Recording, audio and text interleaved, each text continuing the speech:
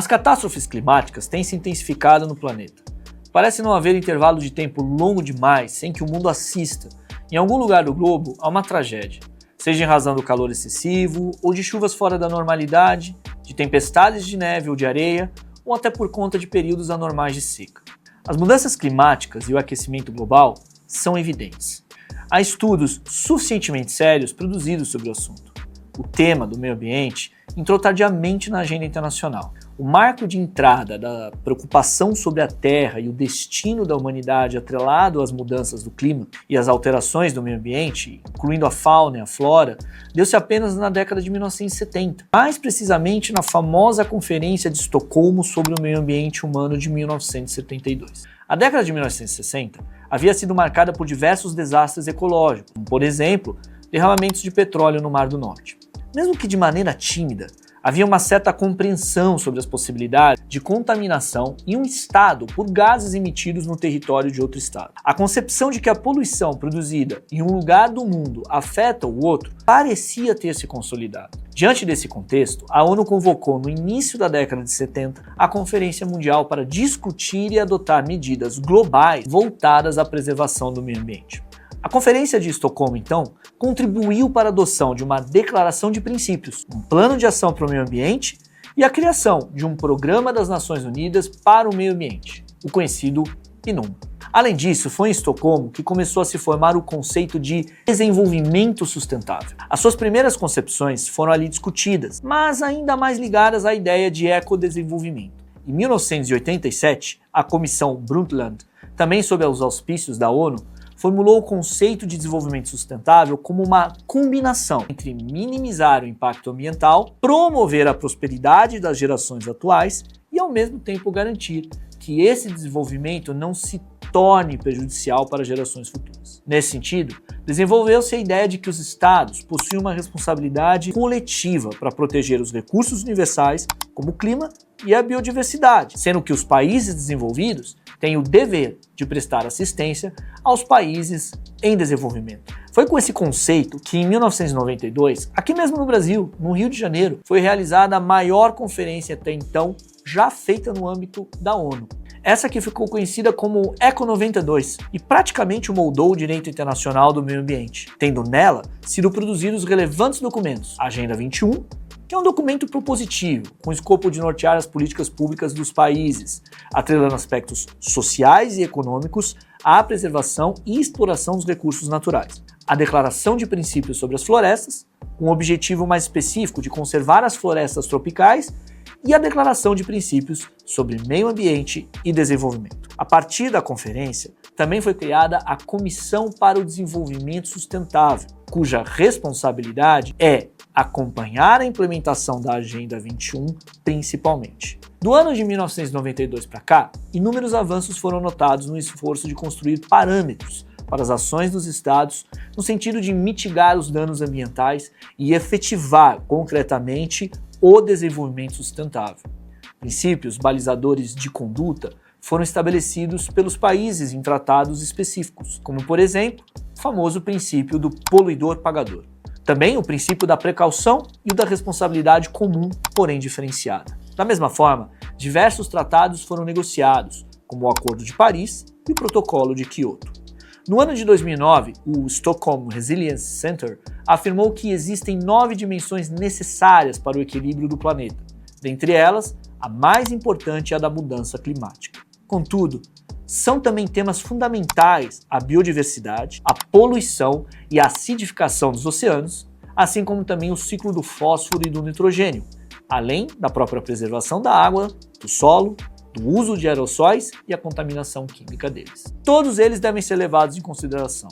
Concluiu-se então que o desenvolvimento sustentável nada mais é do que aquele que reconhece que a Terra é finita e seus recursos também. Um dos temas atuais que deve ser também levado em consideração para o desenvolvimento sustentável é a expansão da inteligência artificial. Ainda não há grande conhecimento comum sobre esse tema, que é realmente novo na vida das pessoas em geral. Todavia, é de fundamental importância que se saiba sobre o impacto enorme que a inteligência artificial causa ao meio ambiente, uma vez que seus processadores de dados, supercomputadores e outros instrumentos consomem muita energia, principalmente água para resfriar as máquinas. Além disso, é preciso compreender que a crise climática estará entrelaçada a uma crise hídrica, que provocará invariavelmente efeitos catastróficos para a agricultura, levando em um futuro não muito distante a uma crise alimentar mundial. Dessa forma, a transição para uma matriz energética verde e limpa não pode ser mais motivo de dissenso entre políticos.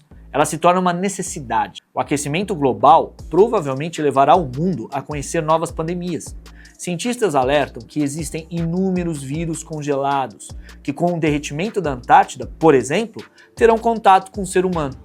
Ou seja, tudo está interligado, o que não deveria ser uma surpresa, uma vez que o mundo é um só e as fronteiras que nele existem são todas artificiais, exceto as naturais, que normalmente não coincidem com as fronteiras políticas. As barreiras naturais nem sempre poderão impedir que os vírus se espalhem, principalmente com o deslocamento intenso de pessoas pelo mundo. Além disso, o calor extremo fará com que o corpo humano tenha mais dificuldade em se estabilizar e se aclimatar. É notório que o aumento extraordinário da temperatura de maneira abrupta pode sobrecarregar o sistema cardiovascular e urinário. Outro ponto importante em relação ao aquecimento é o aumento da demanda por aparelhos de refrigeração como ar-condicionado, ventiladores e umidificadores. Tudo isso representa um acréscimo no uso de energia. Isso impactará na emissão de gases, uma vez que picos de uso de energia farão com que maiores emissões sejam feitas, concretizando-se assim um verdadeiro ciclo vicioso. Quanto mais quente, maior demanda por aparelhos de refrigeração, maior uso de energia, maior emissão de gases que ajudarão a aumentar a temperatura do planeta. É evidente que o uso de aparelhos de refrigeração representa uma saída no curto prazo para lidar com o excesso anormal de calor. Todavia, é fácil perceber a insustentabilidade dessa situação. Especialistas defendem que políticas públicas voltadas para a construção, preservação e proteção de espaços verdes são necessárias para auxiliar no resfriamento das cidades e do planeta em si. Contudo, contrariamente a isso, a maioria das cidades do planeta continua a crescer desorganizadamente, impermeabilizando não somente o solo, mas também criando ilhas de calor excessivo, em zonas transformadas em verdadeiros formigueiros humanos. Prédios espelhados e sem ventilação alguma, completamente inviáveis sem um sistema robusto de refrigeração. A mesma lógica se aplica a shopping centers e outros tipos de centros comerciais. Entretanto, eles não param de ser construídos. Aliás, de acordo com cientistas, o que estamos vivendo pode ser o tipping point, que estava previsto para pelo menos 2 ou 3 décadas. Ou seja, podemos estar diante daquele momento em que a deterioração do planeta chegou a um ponto de não retorno.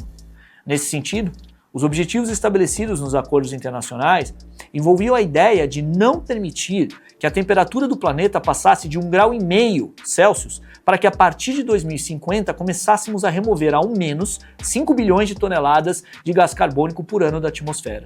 Deste modo, poderíamos chegar em 2100 com um aumento de apenas 1 grau do planeta. Contudo, agora em 2024, já estamos atingindo um marco de 1,5 graus de aquecimento em relação à média registrada no século XIX, no período anterior à Revolução Industrial.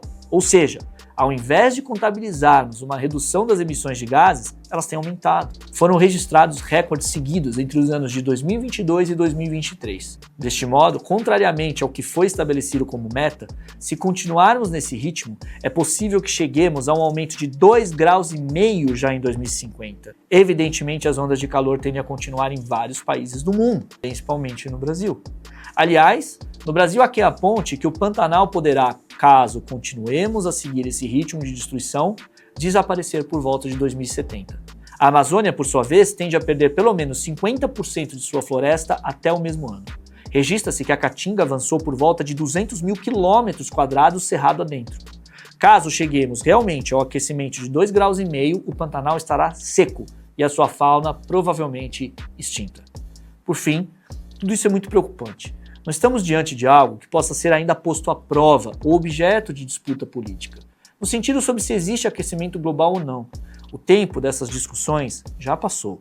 Estamos diante de um alarmante quadro que é visível e sensível a todos. Não é necessário ser cientista para perceber o evidente, basta ter bom senso. Ou melhor, basta sair na rua. Quantos de nós têm dito que não existe mais inverno na cidade de São Paulo, por exemplo? Quantos de nós estranharam o calor excessivo nos meses que há poucos anos havia muito frio?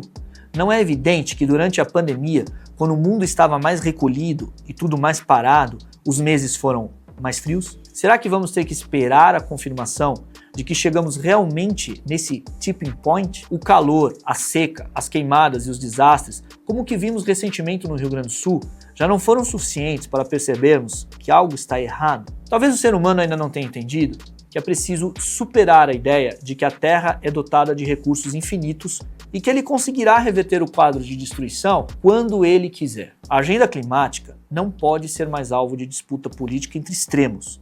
Ela deve ser abraçada como uma agenda de caráter universal por todos os estados. É claro que esse caminho é muito difícil e existem argumentos que não podem ser desconsiderados, como por exemplo aquele de que os países em desenvolvimento precisam do auxílio daqueles que, para se desenvolver, prejudicaram consideravelmente o meio ambiente. A difícil ideia de preservação do meio ambiente envolve uma espécie de solidariedade global, extremamente difícil de ser atingida em tempos tão complexos como os nossos. De qualquer maneira, é preciso trabalhar nesse sentido e buscar convencer a todos que cuidar do meio ambiente significa literalmente cuidar da nossa casa. É difícil, mas é necessário e urgente. Ou tomamos a decisão de cuidar do mundo e das futuras gerações, implementando para valer a ideia de desenvolvimento sustentável, ou o fim chegará muito mais rápido do que nossos piores pesadelos um dia puderam nos amedrontar.